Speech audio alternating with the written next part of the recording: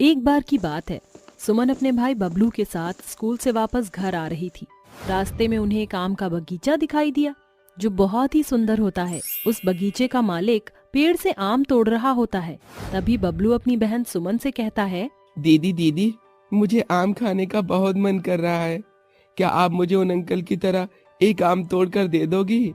बबलू ये बगीचे का मालिक है, अगर हम अंदर गए तो ये हमें मारेगा और आम भी नहीं देगा, और फिर हमारे पास इतने पैसे भी नहीं है कि हम इसे पैसा देकर आम खरीद लें। मैं नहीं जानता दीदी, मुझे आम खाना है तो खाना है। बबलू आम खाने के लिए जिद करने लगता है। बेचारी सुमन को ना चाहते हुए भी बगीचे के अंदर जाना पड़ता है। जैसे ही वह एक आम तोड़ने वाली होती है, तभी वहाँ बगीचे का मालिक राजेश पहुँच जाता है और उससे कहता है, ओए लड़की, तू मेरे बगीचे में क्या कर रही है? क्या तुझे बाहर लगा बोर्ड नहीं दिखाई दिया कि अंदर आना मना है? सुमन बहुत डर जाती है और डरते हुए राजेश से कहती है, अंकल मुझे माफ कर दो, मुझे नहीं पता था कि आप इतना गुस्सा हो जाओगे।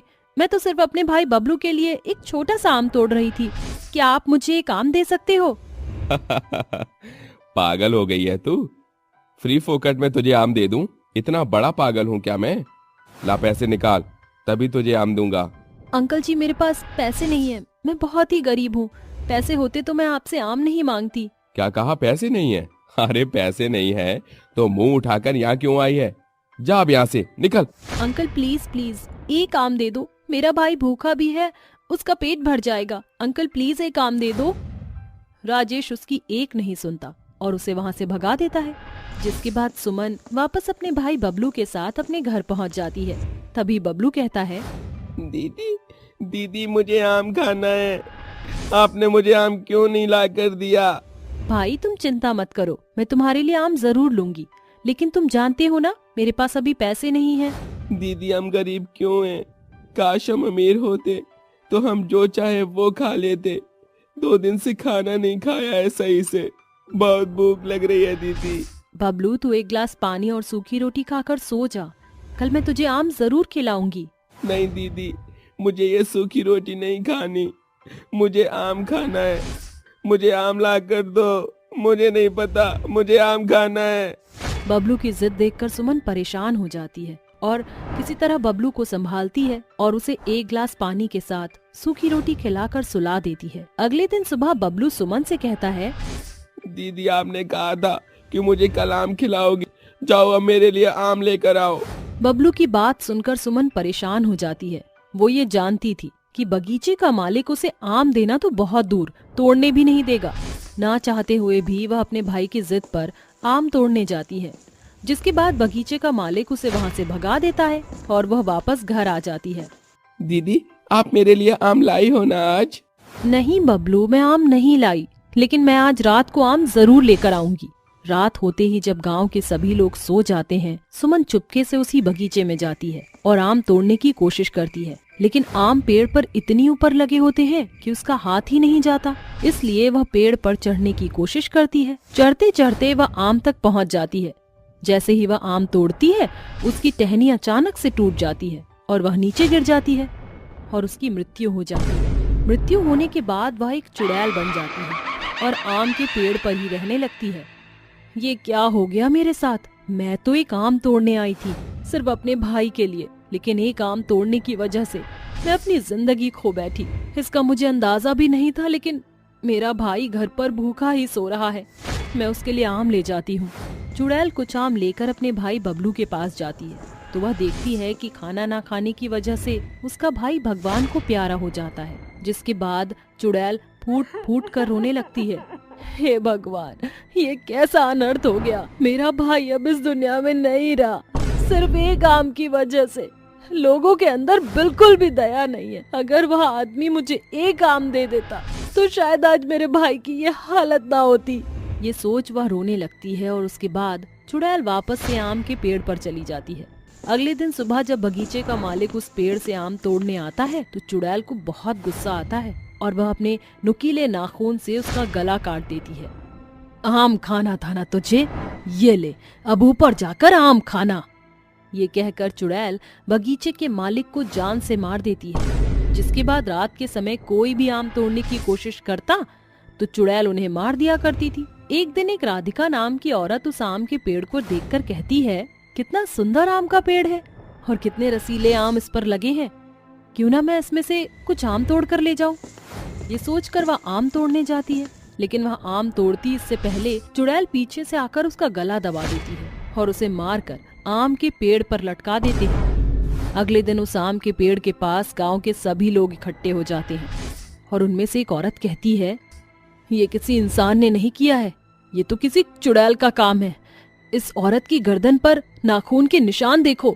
तुम सही कह रहे हो, हमें इस पेड़ से दूर रहना चाहिए, नहीं तो हमारी जान को खतरा हो सकता है। उस दिन के बाद से गांव के सभी लोग उस बगीचे के पास से गुजरना बंद कर देते हैं। ऐसे ही धीरे धीरे कई दिन निकल जाते हैं और एक दिन उस बगीचे के मालिक की बेटी कंचन अपने छोटे भाई रामू के साथ आम के पेड़ के पास आती है। तभी रामू कहता है, दीदी दीदी, मुझे इस आम के पेड़ का एक आम खाना है, प्लीज मुझे तोड़ कर दे दो ना। अरे मेरे प्यारे भाई को आम खाना है, रुको मैं तुम्हें अभी आम तोड़ कर खिलाती हूँ। चुड़ैल आम के पेड़ पर बैठी हुई ये सब देख रही होती है। कंचन अपनी पूरी कोशिश करती है, लेकिन उससे एक भी आम नहीं टूटता। ये सब देख चुड़ैल को अपने भाई की याद आ जाती है। कितना प्यारा था मेरा भाई और मैं हमेशा उसकी हर इच्छाओं को पूरा करने की कोशिश किया करती थी, जैसे ये नादान बच्ची कर रही है। मुझे इसकी मदद करनी चाहिए।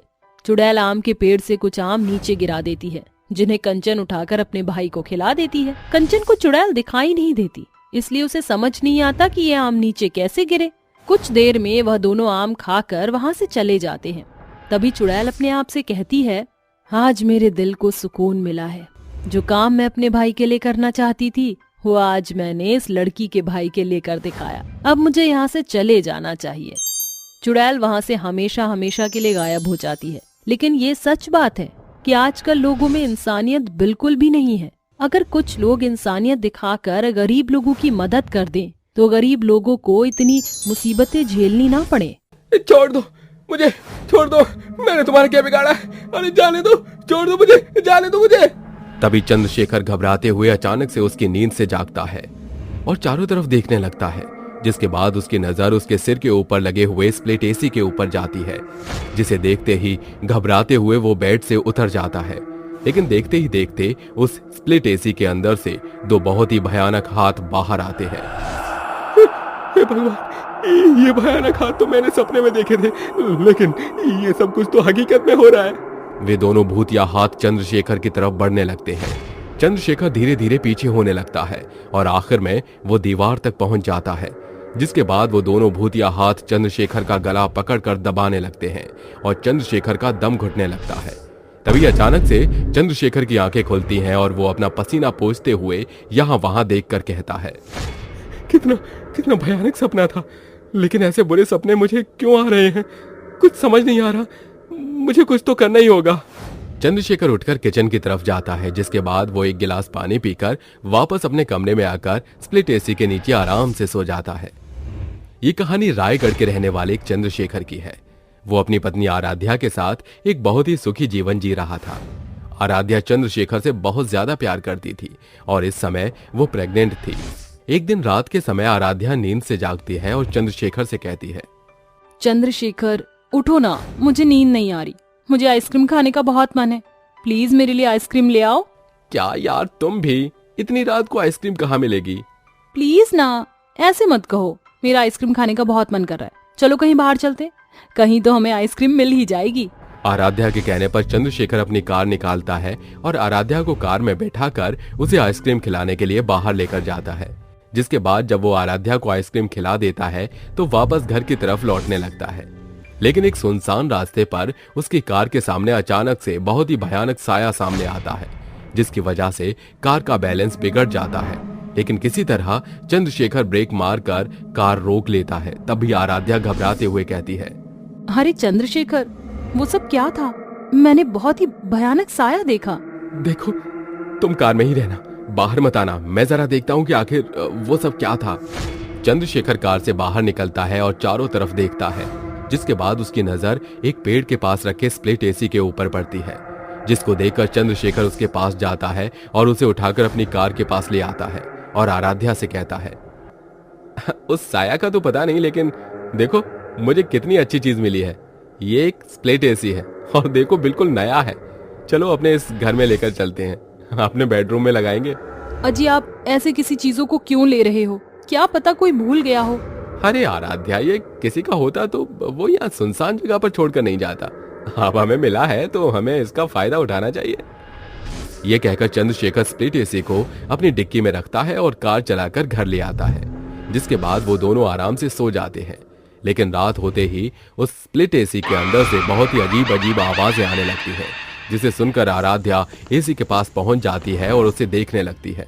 अरे अभी तो इस स्प्लिट एसी के अंदर से आवाज आ रही थी, फिर अचानक से आवाज कहाँ गायब हो गई?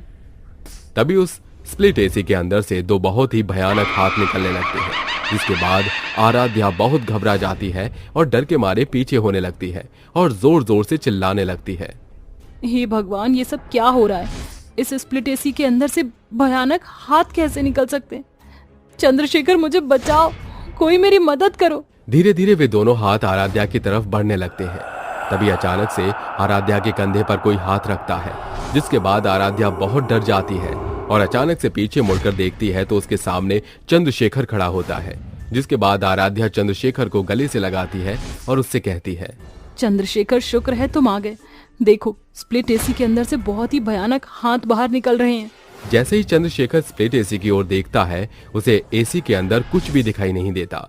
जिसके बाद वो आराध्या से कहता है, तुम बेकार में ही परेशान हो रही थी, इस स्प्लिट एसी में कुछ नहीं है। लगता है प्रेगनेंसी की वजह से ज्यादा ही सोच रही हो। चलो अब चलकर सो जाते हैं। आराध्या कई बार चंद्रशेखर को समझाने की कोशिश करती है, लेकिन चंद्रशेखर को आराध्या की बातों पर विश्वास नहीं होता।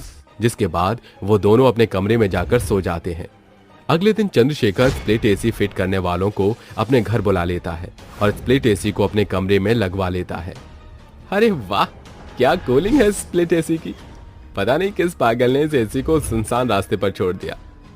चंद्रशेखर और आराध्या दोनों स्प्लिट एसी की कूलिंग देखकर बहुत खुश होते हैं। जिसके बाद आराध्या रात को ही पूरी घटना को भूल जाती है। लेकिन जैसे ही रात होती है, रात के समय आराध्या को फिर से एक बहुत ही भयानक सपना आता है, जिसमें एसी के अंदर से दो भयानक हाथ उसकी तरफ बढ़ते चले आते हैं और उसका गला दबाने वाले होते हैं। लेकिन अचानक ही उसकी आंख खुल जाती है और वो चंद्रशेखर को सब कुछ बताती है। चंद्रशेखर आराध्या की एक भी बात नहीं मानता, जिसके बाद उन दोनों में लड़ाई हो जाती है और आराध्या घर छोड़कर अपने मायके चली जाती है। जिसके बाद चंद्रशेखर बहुत अकेला हो जाता है। एक दिन रात के समय चंद्रशेखर सो रहा था कि तभी अचानक उसे एक बहुत ही भयानक चुड़ैल के हंसने की आवाज आती है। कोई नहीं बचेगा, किसी को नहीं छोड़ूंगी, मैं सबको मार दूंगी। चुड़ैल की आवाज सुनकर चंद्रशेखर नींद से जाग जाता है और स्प्लिट एसी की तरफ देखने लगता है। कौन है? कौन है वहां? तुम सामने क्यों नहीं आती हो? अगर हिम्मत है तो मेरे सामने आओ। तभी स्प्लिट एसी के अंदर से एक बहुत ही भयानक चुड़ैल बाहर निकल कर आती है, जिसे देखकर चंद्रशेखर बहुत डर जाता है और डरते हुए पूछता है, तुम कौन हो और मेरी एसी में क्या कर रही हो? मैं रागिनी हूँ और ये एसी तुम्हारा नहीं मेरा है। तुम बिना पूछे मुझसे इस स्प्लिट एसी को यहाँ क्यों लेकर आए हो? अब तुम्हें इसका भुगतान भरना होगा।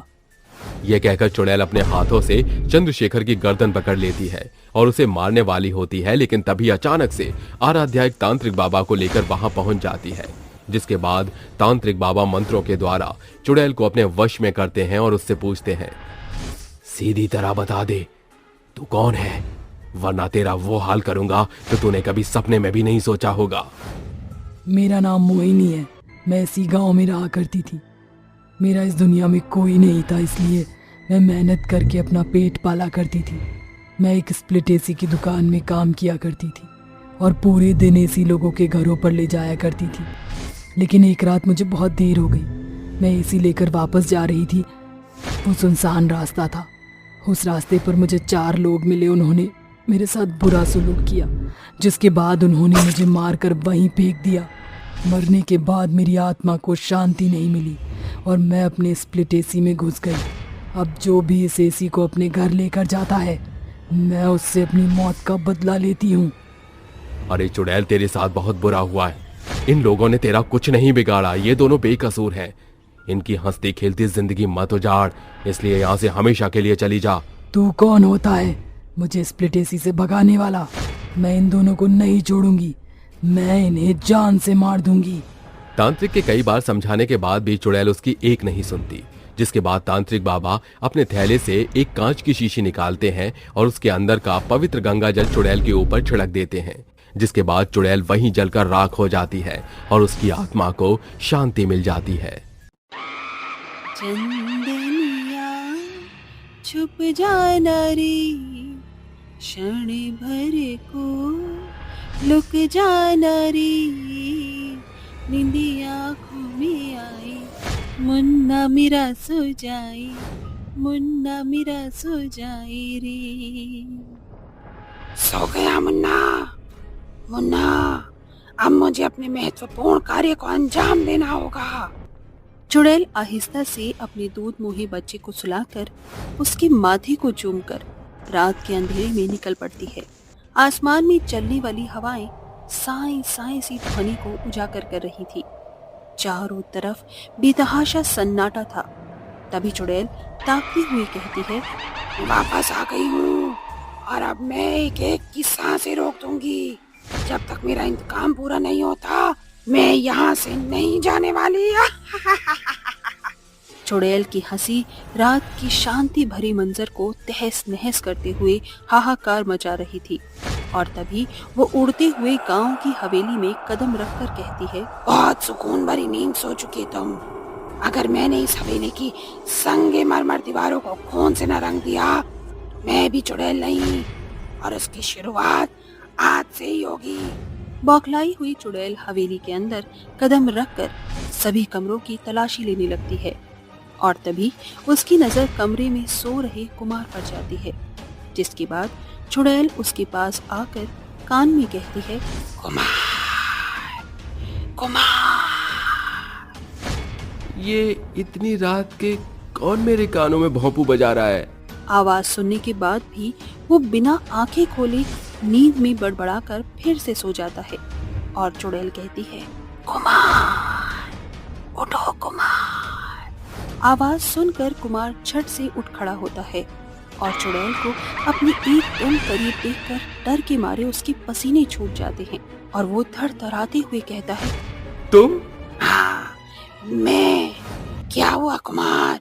मुझे देखकर कब कभी छूट रही है? आज मैं इस कुमार का शिकार करूंगी। नहीं नहीं, मुझे मत मारो, मुझे छोड़ दो। छोड़ दूं? ऐसे कैसे छोड़ दूं? आज तेरा मरना तय है। बचाओ पिताजी, भीमा, हरिया, कहाँ मर गए सब के सब? तेरे चीखने चिल्लाने का कोई फायदा नहीं, क्योंकि मेरी शक्तियों ने इस कमरे के हर कोने को पूरी तरह से जकड़ लिया है। अब जाकर भी तेरी आवाज यहाँ से बाहर नहीं जा सकती। तो तू तो गया। चुड़ैल अपनी धारदार नाखूनों से उसकी गर्दन रेत देती है और खून के छींटे पूरी दीवार पर फैल जाते हैं। फिर चुड़ैल कहती है, मौत का खेल शुरू हो गया है, कोई नहीं बचेगा।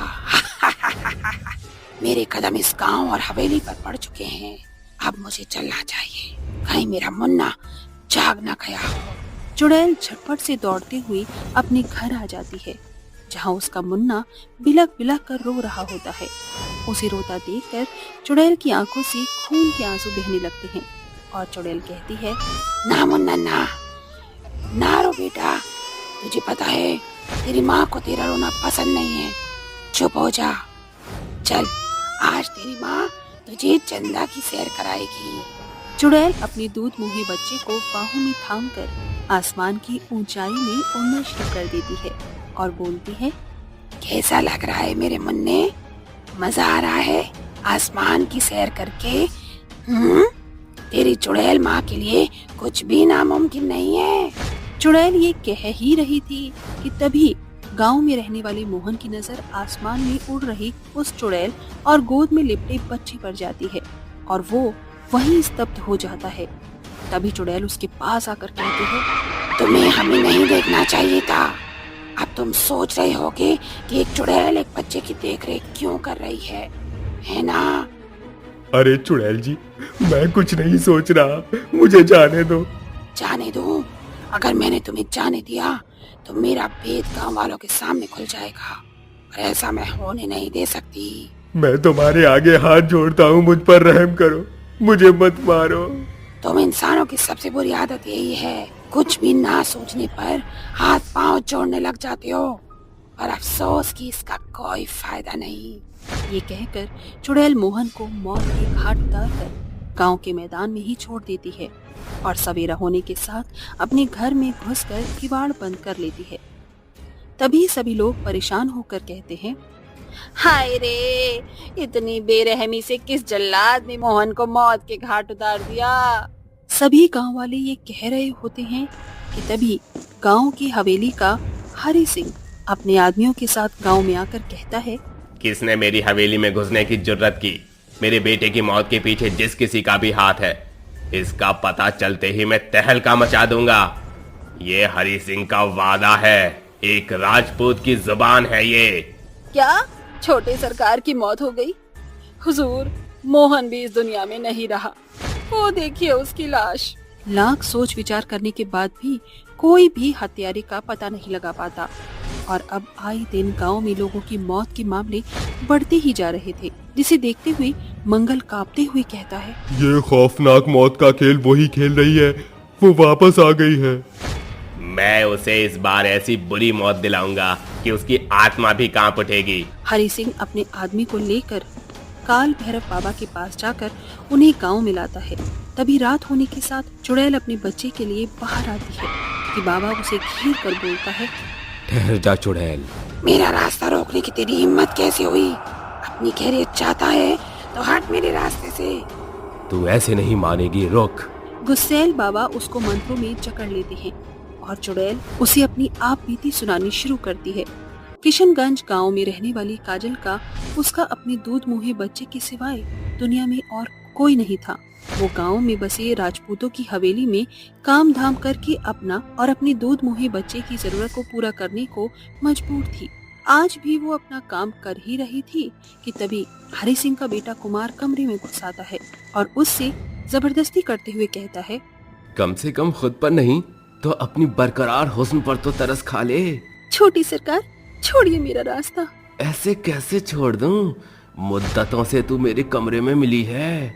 हवस की नशे में चोर कुमार दरवाजा बंद कर देता है और विधवा काजल के साथ बहुत बदसलूकी करता है, जिसके बाद वो रोकर कहती है, तुमने एक गरीब की इज्जत पर हाथ डाला है, मैं सबको बता दूंगी। आंखों में आंसू लिए हुए वो दौड़ते हुए गांव में आकर कहती है, गांव वालों, उस अमीर घराने के कुमार ने मेरे साथ दुर्व्यवहार किया है। आज हमें आवाज उठानी होगी, वरना ये किससे रुकने वाले नहीं। वो कह ही रही होती है कि तभी हरि सिंह अपने तमंचे से उसको बेरहमी से ढूंढ डालता है और कहता है, किसी की भी गर्दन मेरे खिलाफ उठी तो उसका यही अंजाम होगा, और खबरदार जो किसी ने भी इसके अनाथ बच्चे को अपने घर में पनाह दी। सभी डरकर उसके रोते हुए अनाथ बच्चे को वहीं छोड़ देते हैं और मरने के बाद भी बेटे का मोह उसे मुक्ति नहीं मिलने देता और वो उसी रात चुड़ैल बनकर गांव में कदम रखती है और अपने बेटे को सीने से लगाकर कहती है, मेरा बेटा अपनी माँ के रहते कभी अनाथ नहीं होगा, चुड़ैल बनकर ही सही, पर मैं तुझे पालूंगी और अपना इंतकाम भी लूंगी। आज मैं तेरे इस लाल को ही हलाल कर दूंगा, क्योंकि मुझे पता है कि तेरी जान तेरे ही अनाथ बच्चे में बसती है। तूने मेरे बच्चे को हथियार बनाकर अच्छा नहीं किया, अब तुझे कोई भी ताकत मुझसे नहीं बचा सकती।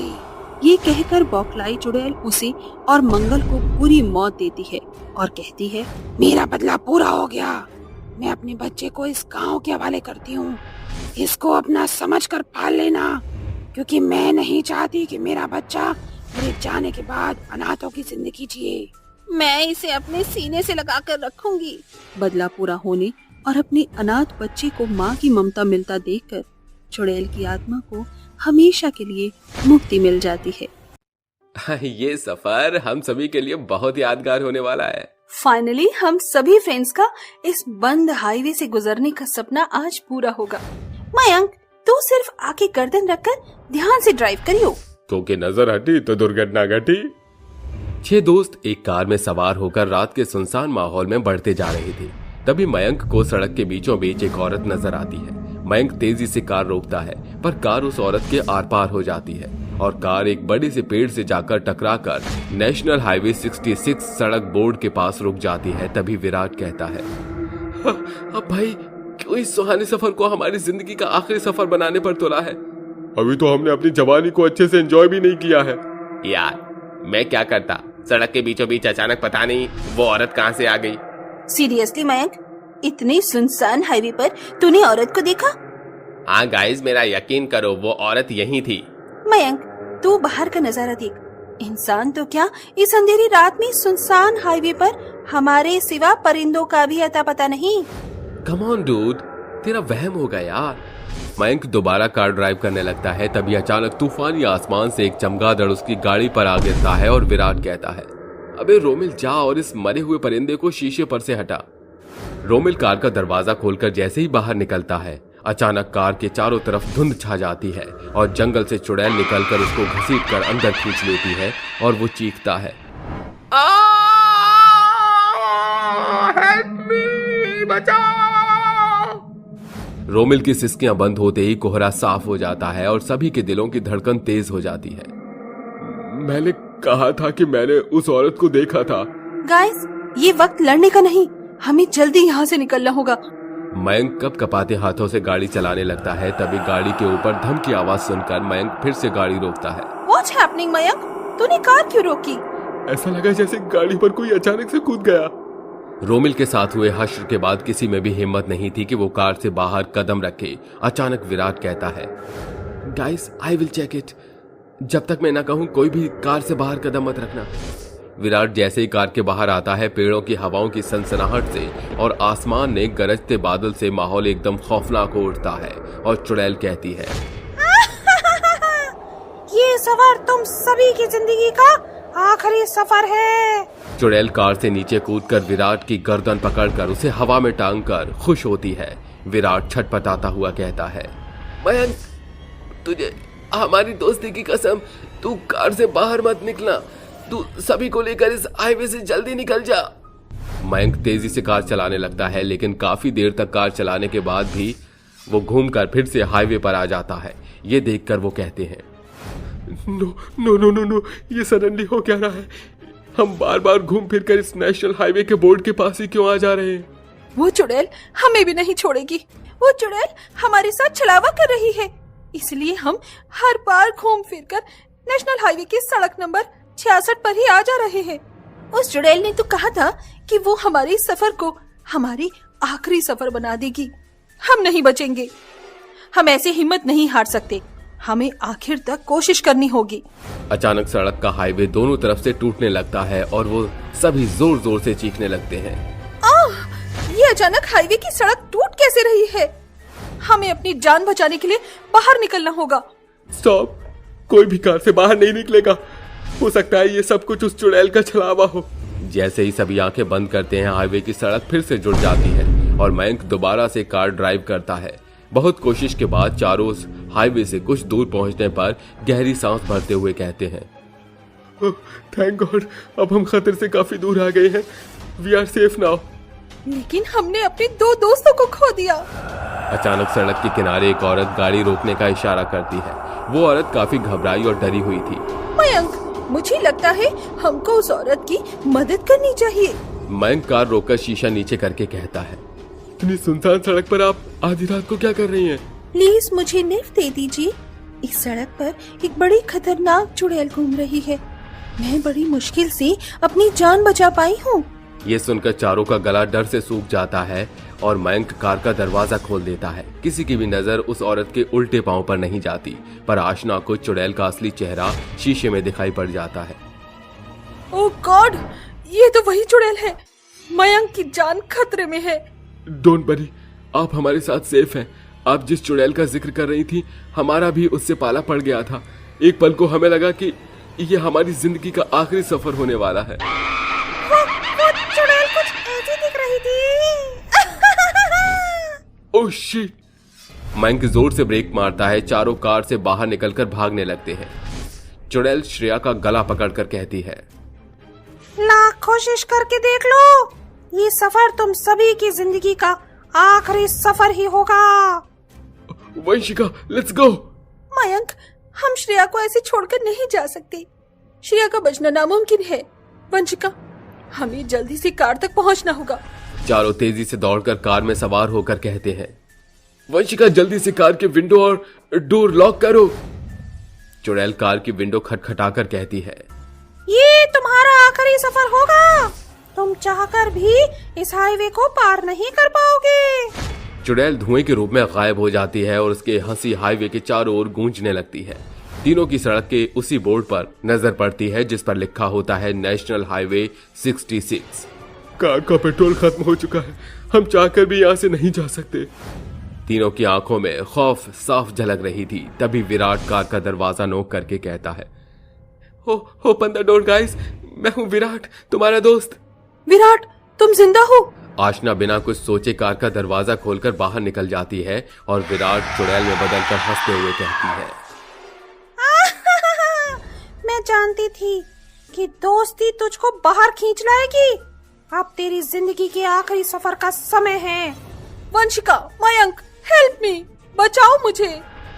वो दोनों भी बाहर निकल आते हैं और कहते हैं, क्या बिगाड़ा है हमने तुम्हारा? आखिर क्यों तुम हमारे दोस्तों को मार रही हो? तुम सभी ने इस हाईवे के उसूल को तोड़ा है। सड़क को सरकार ने वर्षों से बंद किया था। तुमने उस हाईवे पर अपनी कार लाने की जरूरत कैसे की? हम सिर्फ अपने सफर को हसीन बनाना चाहते थे। क्या तुम्हें पता नहीं, इस हाईवे पर रात के अंधेरे में सिर्फ मेरा राज है। तुमने नियम का उल्लंघन किया है, इसीलिए मैं तुम्हारे इस सफर को आखिरी सफर बनाकर रहूंगी। चुड़ैल इन तीनों को मौत के घाट उतारकर हाईवे से नीचे फेंक देती है और तूफानी रात में हाईवे 66 के बीचों बीच खड़ी होकर कहती है, जो कोई भी रात में इस हाईवे से गुजरेगा, मैं उसके हर एक कदम के हम सफर को दर्दनाक बनाकर उसके हसीन सफर को आखिरी सफर बना दूंगी। ये हाईवे सिर्फ मेरा है। उन सभी के एक भूल के कारण न सिर्फ उनका सफर अधूरा रहता है, बल्कि उसकी भारी कीमत उन्हें अपनी जान गंवा कर चुकानी पड़ती है। उनमें से किसी ने सोचा भी नहीं होगा कि ये उनके जीवन का आखिरी सफर होने वाला था। रात के अंधेरे में रेगिस्तान के अंदर रेगिस्तान की मिट्टी अचानक से हवा में उड़ने लगती है। देखते ही देखते वहाँ एक बहुत ही बड़ा बवंडर उठ खड़ा होता है, जो धीरे धीरे रेगिस्तान के गांव की तरफ बढ़ने लगता है। उस बवंडर को गांव की तरफ बढ़ते हुए गांव का एक बूढ़ा व्यक्ति देख लेता है, जिसके बाद वो गांव के सभी लोगों से कहता है, अरे गांव वालों, जल्दी से अपने अपने घर में चले जाओ। रेगिस्तान से एक बहुत ही भयानक बवंडर गांव की तरफ बढ़ता आ रहा है। उस बूढ़े आदमी की बात सुनकर गांव के लोग अपने अपने घरों में जाने लगते हैं। जिसके बाद जैसे ही वो बवंडर गांव में पहुंचता है, वो चारों तरफ आतंक मचा देता है। उस बवंडर के अंदर से अचानक से एक बहुत ही भयानक चुड़ैल, जिसके सर के ऊपर सोने का ताज होता है, वो अपने साथी जिन के साथ उस बवंडर से बाहर निकलती है। आखिरकार आजादी कितनी खूबसूरत होती है। पूरे 100 साल बाद मैं अपनी कब्र से बाहर आई हूँ। जब तक 100 लोगों को खा न लूं, तब तक मेरे अंदर का बवंडर शांत नहीं होगा। जाओ मेरे जिन, मेरे लिए लोगों को पकड़कर मेरे सामने लेकर आओ। जो हुक्म मेरे आका। जिन तुरंत चुड़ैल के हुक्म को मानकर गांव के एक घर के अंदर जाता है और उस घर के अंदर से पूरे परिवार को निकाल कर ले आता है, जिसके अंदर 2 बच्चे और उनके माता पिता होते हैं। मेरी आका का हुक्म सर आंखों पर। ये लीजिए आका, भोजन कीजिए। चुड़ैल उन चारों को पकड़ती है और अपने मुंह में निगल जाती है। गांव के सभी लोग चुड़ैल और जिन के इस आतंक को अपने घरों से छुपकर देख रहे होते हैं। जिसके बाद चुड़ैल गांव के लोगों से कहती है, गांव वालों, तुम्हें क्या लगा था मुझे पिरामिड में बंद करवा दोगे तो क्या मैं कभी आजाद नहीं होंगी? देखो मैं वापस आ गई हूँ, वो भी नई शक्ति और नए शरीर के साथ। अब इस रेगिस्तान के ऊपर सिर्फ और सिर्फ मेरा राज होगा और तुम लोग मेरे सामने सर झुकाओगे। चुड़ैल को इस तरह बोलते हुए देख गांव के सभी लोग डर के मारे अपने घरों में छुपे रहते हैं। कुछ ही देर में चुड़ैल अपने जिन को अपने साथ रेगिस्तान के पिरामिड की तरफ ले जाने लगती है। चुड़ैल के जाते ही गांव के लोग अपने घरों से बाहर निकल आते हैं। 100 साल पुरानी चुड़ैल वापस से जिंदा हो गई है। आखिर उसे जिंदा किसने किया? वो चुड़ैल बहुत ही गुस्से में नजर आ रही थी। वो अब हम में से किसी को भी नहीं छोड़ेगी। हम लोग उसका कुछ नहीं बिगाड़ सकते। 100 साल पीछे ये चुड़ैल गांव और रेगिस्तान के ऊपर कब्जा करना चाहती थी, लेकिन रेगिस्तान के राजा ने इसके बुरे इरादों की वजह से इसकी जान ले ली और इसके जिन को इसकी आत्मा के साथ पिरामिड में कैद कर लिया था। अब अगर 100 साल बाद वो वापस आई है तो ये समझ लो तबाही की शुरुआत हो गई है। अब कोई नहीं बचेगा। मैं अपने और अपने परिवार के मरने का इंतजार नहीं कर सकती। मैं अपने परिवार को लेकर यहाँ से दूर चली जाऊंगी। कल सुबह ही हम यहाँ से निकल जाएंगे। अरे पागल हो गई हो क्या? तुम्हें क्या लगता है चुड़ैल तुम्हें यहाँ से आसानी से जाने देगी? वो किसी को नहीं छोड़ेगी। जो भी यहाँ से भागने की कोशिश करेगा वो सबको मार देगी। भलाई इसी में है, वो जो चाहती है उसके लिए कर दो। लेकिन हम किसी जागीर के गुलाम नहीं हैं जो बस हुक्म के मुताबिक चलते रहेंगे। अगर तुम लोगों को जान प्यारी है तो चलना पड़ेगा, वरना बर्बादी के लिए तैयार रहना। ये कहकर बूढ़ा आदमी वहाँ से चला जाता है। वहीं अगले दिन सुबह चुड़ैल अपने पिरामिड के अंदर अपने जिन को आदेश देती है। मेरे प्यारे जिन, मैं अब और इस पिरामिड में नहीं रहना चाहती। मुझे मेरे लिए एक महल चाहिए। जो हुक्म मेरे आका। जिन अपने जादू से रेगिस्तान के अंदर एक बहुत ही बड़ा और शानदार महल खड़ा कर देता है, जिसके बाद जिन जादू से कुछ सुंदर हसीनाओं को चुड़ैल रानी का स्वागत करने के लिए महल के दरबार पर खड़ा कर देता है। जैसे ही चुड़ैल रानी अपने महल में प्रवेश करती है, सारी हसीनाएं चुड़ैल के ऊपर काले गुलाब के फूल फेंकने लगती हैं, जिससे रेगिस्तान की रानी बहुत खुश होती है और महल के अंदर अपने तख्त पर बैठती है। कुछ देर बाद चुड़ैल रानी जिन से कहती है, मेरे प्यारे जिन, जब तक तुम मेरे साथ हो मैं इस पूरे रेगिस्तान के ऊपर अपना हुक्म चला सकती हूँ। अब जाओ और मेरे लिए कुछ लोगों का बंदोबस्त करो। मुझे बहुत जोरों से भूख लगी है। जो हुक्म मेरे आका। चुड़ैल का आदेश सुनते ही जिन रेगिस्तान के गांव में पहुंच जाता है, जहां पहुंचकर वो गांव के लोगों को एक पिंजरे में उठा कर कैद करने लगता है।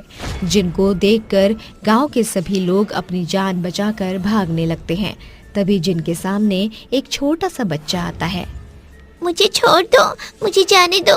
मैंने तुम्हारा क्या बिगाड़ा है? तुम अपनी रानी को मेरे अलावा और कुछ खिला दो। लेकिन जिन उस बच्चे की एक नहीं सुनता और उसे भी उठाकर पिंजरे में बंद करके अपनी चुड़ैल रानी के पास ले आता है। चुड़ैल रानी गांव के लोगों को पिंजरे के अंदर से निकालकर सीधा अपने मुंह में निगल जाती है। वहीं गांव के सभी लोग इकट्ठा होकर चुड़ैल को भगाने के लिए उपाय ढूंढने लगते हैं।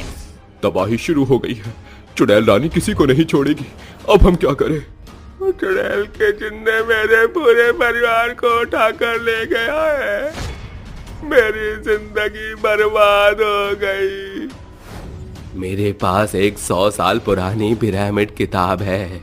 शायद हो सकता है हम उसके अंदर उस चुड़ैल रानी को भगाने के लिए हमें कोई उपाय मिल जाए। बूढ़ा आदमी उस किताब को लेकर आता है, जिसके बाद गांव के सभी लोग मिलकर उस किताब के अंदर चुड़ैल रानी और उसके जिन से छुटकारा पाने के लिए कोई उपाय ढूंढने लगते हैं। जिसके बाद एक पन्ने पर उन्हें कुछ ऐसा लिखा हुआ दिखाई देता है। चुड़ैल रानी के जिन को मारने के लिए चुड़ैल के पास सोने का चिराग है। उसको आग में पिघलाना होगा, जिसके बाद चुड़ैल कमजोर बनने लगेगी और वही सही मौका है चुड़ैल रानी को खत्म करने के लिए। उसके सिर का सोने का ताज चिराग के साथ अग्नि में पिघलाना होगा। मैं कर सकता हूँ। मैं उस चुड़ैल के पास जाऊंगा और उस जिन को ढूंढकर अग्नि में पिघला दूंगा। और जिसके बाद चुड़ैल कमजोर पड़ जाएगी तब मैं उसका सोने का ताज भी चिराग के साथ पिघला दूंगा। ठीक है, अगर तुम ये कर सकते हो तो अपना ख्याल रखना और हिम्मत मत हारना। अमरेंद्र गांव वालों को बचाने के लिए अपनी जान बलि पर चढ़ा देता है, जिसके बाद वो चुड़ैल के महल तक पहुंच जाता है और किसी तरह चुपके से उसके कमरे में भी पहुंच जाता है, जहां चुड़ैल शांति से सो रही होती है। अमरेंद्र को चुड़ैल के कमरे में चिराग और उसके सर का ताज मिल जाता है, जिसके बाद अमरेंद्र चुड़ैल के कुछ कपड़े उठाता है और उन्हें उठाकर जलाने लगता है। उसके बाद अमरेंद्र चिराग को उठाकर अग्नि में डाल देता है।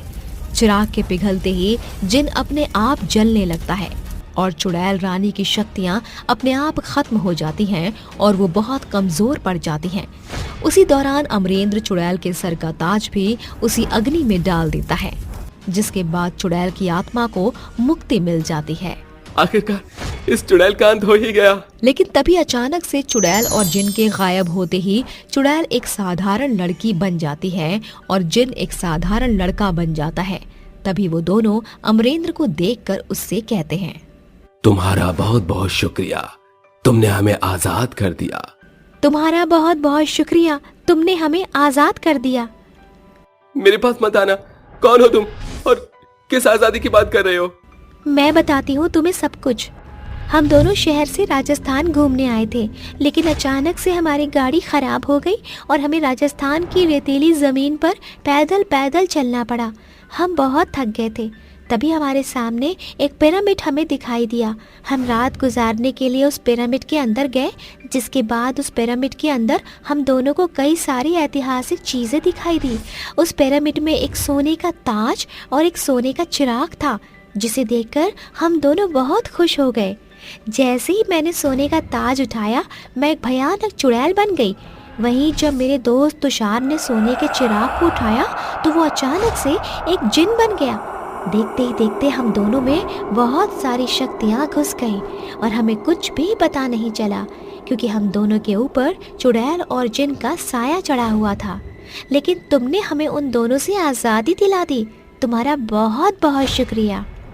उस लड़की की बात सुनकर अमरेंद्र को अब पता चलता है कि ये सारी कहानी कैसे और क्यों शुरू हुई। लेकिन चुड़ैल और जिन को हमेशा के लिए मारकर अमरेंद्र बहुत खुश था, जिसके बाद वो उन दोनों को अपने साथ अपने गांव ले आया और उनका अच्छे से ख्याल रखा।